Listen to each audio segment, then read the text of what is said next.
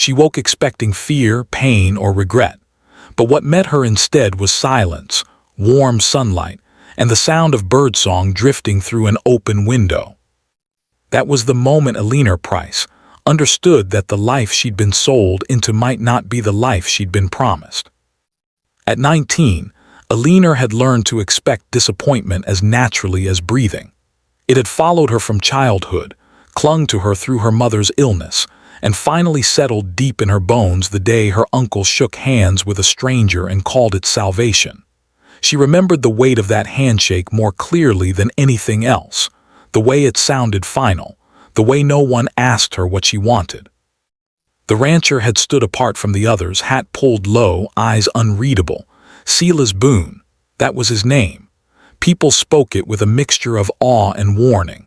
He owned more land than anyone in 3 counties, yet lived alone in a house too large for one man.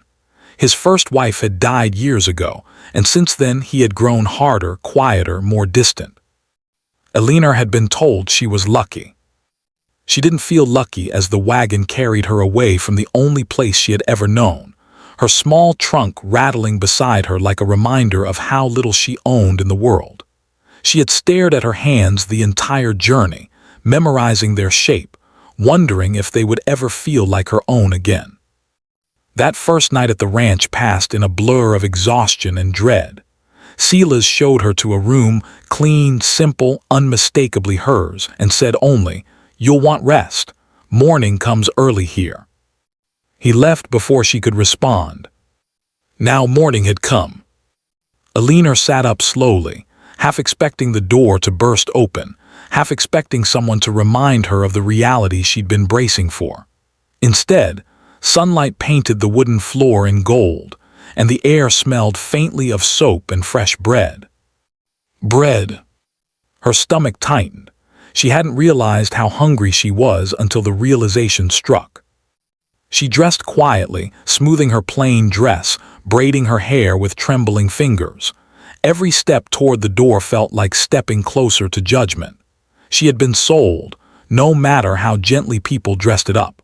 Whatever kindness existed here would come with conditions. Downstairs, the kitchen was already alive. A pot simmered on the stove. Fresh loaves cooled on the counter. And at the table sat Silas Boone, sleeves rolled up, reading a ledger as if this were the most ordinary morning in the world. He looked up when she entered. "Morning," he said.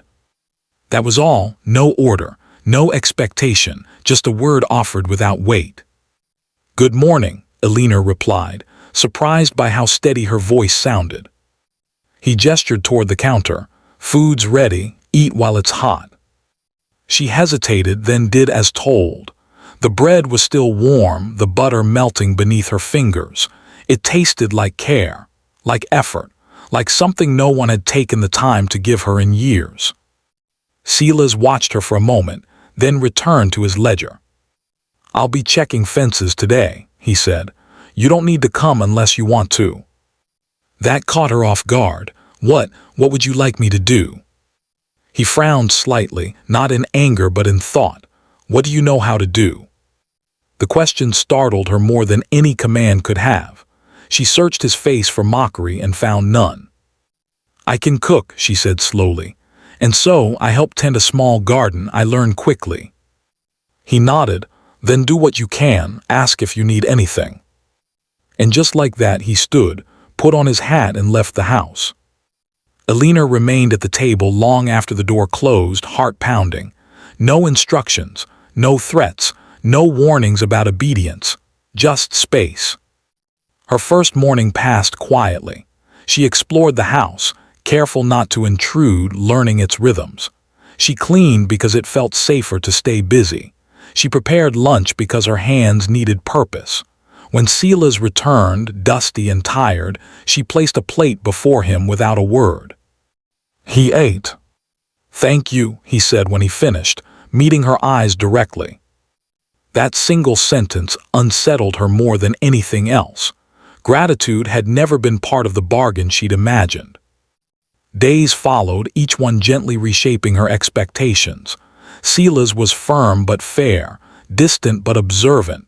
He never raised his voice, never touched her without asking, never treated her like something owned. Yet the ranch itself demanded much. Cattle fell ill, storms tore through fences, hands came and went. Eleanor found herself stepping into gaps without realizing it, organizing supplies, noticing patterns, suggesting small changes that made big differences. Silas noticed. "You've got a sharp eye," he said one evening as they reviewed accounts together. "I had to," she replied. "When no one's looking out for you, you learn to look out for yourself." Something passed over his face then, understanding perhaps. The turning point came on her first morning alone. Silas had ridden out before dawn, leaving her asleep. Eleanor woke to strange sounds, panicked lowing, the crash of hooves. She rushed outside to find one of the younger hands struggling with a frightened cow caught in a broken fence. The man hesitated when he saw her. "Best go back inside, miss." But Eleanor didn't move. She studied the animal, the angle of the fence, the fear in its eyes. "Give her space," she said. "She's hurt and scared. You rush her, she'll bolt." The man blinked. "You sure?" "Yes." He followed her lead. Slowly, carefully, they freed the cow without further injury. When Silas returned and heard what had happened, he said nothing at first. Then he nodded once. "You did well," he said. Those words changed something deep inside her. Over time, Eleanor stopped waiting for the other shoe to drop. She stopped flinching at footsteps. She began to sleep through the night. The ranch didn't feel like a cage anymore. It felt like ground beneath her feet. And Silas, he softened subtly in ways only someone paying close attention would notice. He lingered longer at meals, asked her opinion more often, listened, truly listened when she spoke. One evening, weeks after her arrival, Eleanor stood on the porch watching the sky bleed into dusk. Silas joined her, hands resting on the railing. "You regret it?" he asked suddenly. She looked at him. "Regret what?" "Being here." She considered the question honestly. "I regret how I got here, but not where I am." He exhaled slowly, as if releasing something he'd been holding since the day they met. "I won't pretend I didn't agree to something ugly," he said, "but I won't let it define us." Eleanor nodded. "Neither will I." That night, she realized something extraordinary. Her first morning hadn't changed everything because of what Silas did. It changed everything because of what he didn't do. He didn't claim her, didn't cage her, didn't treat her like a debt paid. Instead, he gave her time. And in that time, Eleanor grew into herself, not as property, not as obligation, but as a woman discovering her own strength. Months later, when people asked how the sold girl fared at Boone Ranch, the answer surprised them. "She runs the place as much as he does." And Eleanor, standing in the sunlight of another quiet morning, finally believed that her life, her real life, had just begun. The truth about safety is that once you taste it, you realize how starved you were before. Eleanor felt that realization settle into her bones as summer stretched long and gold across the ranch. What had begun as quiet tolerance grew into something steadier, trust. Not loud, not rushed, but built in the small, almost invisible moments that stitched her days together. Silas leaving his office door open when he worked late. Silas asking her to read contracts aloud because he trusted her judgment. Silas standing beside her at the market instead of a step ahead, as if the world should see them as equals. Yet the past, as it always does, came knocking. It arrived in the shape of her uncle, Thomas Price, riding into the ranch one blistering afternoon with dust on his boots and entitlement in his eyes. Eleanor saw him from the porch and felt her chest tighten, old reflexes screaming to hide, to shrink, to disappear. Silas noticed immediately.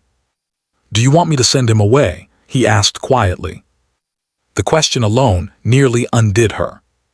"No," Eleanor said after a moment. "I want to face him." Thomas dismounted with a grin that didn't reach his eyes. "Well now," he said, looking Eleanor up and down. "Seems you landed on your feet after all." Silas stepped forward. "State your business." Thomas scoffed. "Just checking on family. After all, I did you a favor bringing her here."